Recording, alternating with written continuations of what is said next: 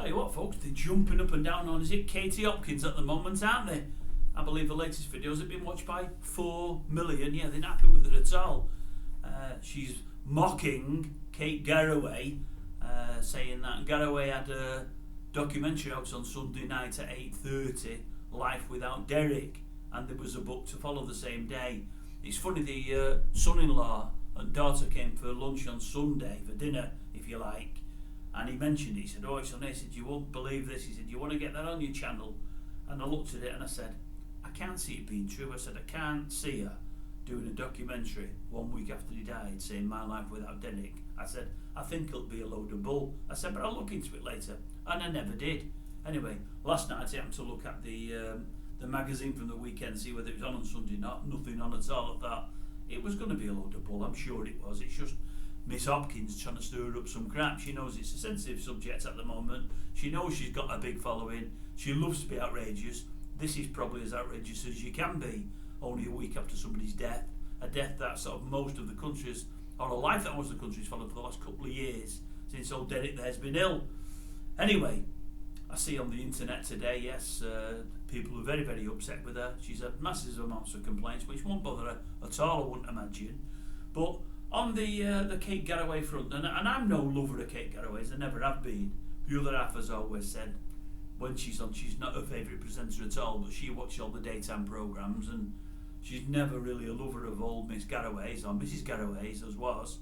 And often when she's on the radio, she said, no, she's too fluffy for me. She turns her over. I've got nothing against her. Can't say I'm a lover, certainly not a hater. But I seen something in the press over the weekend. Well, I say I seen it, I only seen it last night. It was in the press over the weekend. She's going to struggle now, obviously. She's only had one wage coming for a couple of years. She's had a lot of overheads because she's had to have round-the-clock care. Although I'm sure with the programme she's done with ITV before now, she's earned a few quid, so she's not been too bad off. I'm not blaming her for it, not at all. But I see there that she's going to struggle a bit now. Now he's gone, and it's only herself and the 2 kiddies. And as I'm reading the piece, I read it quickly. It says, yes, she may even have to sell a £4 million home. Now, I'm not going to pop, but I'm going to say this. I do know homes in that there London are dearer than where I live, and dearer than many places throughout the UK. I do know that. But I'm thinking to myself, there's KATE, there's a 14 and a 17-year-old. I would imagine there's every chance the 70-year-old could be gone within 2 or 3 years. The 14-year-old within 5 or 6. At the moment now, obviously she's no partner. One day it may well happen, but you don't know. I do appreciate, it's one person now contributing to the mortgage, just herself. Well, I think from what I read, there's no mortgage. I think the house is paid for because they've been a pretty successful company over the years. Partnership, should I say? Partnership over the years. Herself and old Derek there. And I thought to myself, well, it's not the end of the world. The end of the world is the fact that her husband's died, especially if they were close.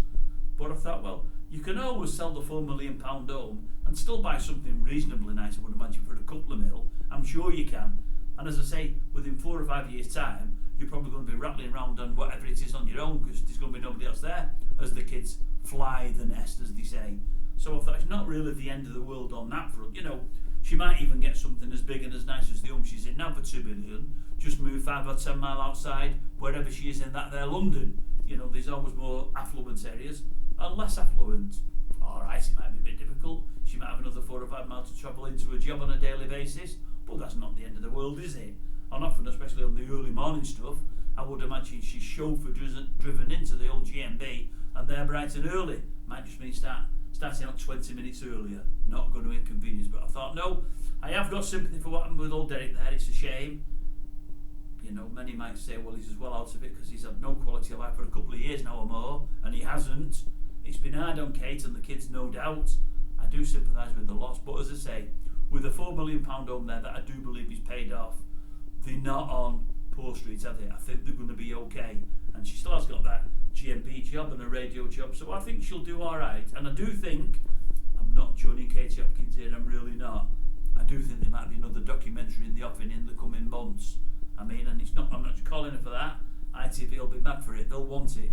Because the last one was, didn't it? And they'll earn a few quid from it, what we advertising and whatever else. So that'll happen, that'll be a few quid in the coffers. So I think KATE will be alright. No man, he's gone, it's very, very sad. But money wise, it could be a lot worse. there'll be people living where I live in, maybe a couple of £100,000 house, might still have a mortgage, might have another 10 years to go, and the partner dies, and all of a sudden thinking, wait a minute, we were both putting into this, I need to downsize, but I've still got a good few years of a mortgage, how am I going to be? As I say, with a £4 million home, it's not so bad.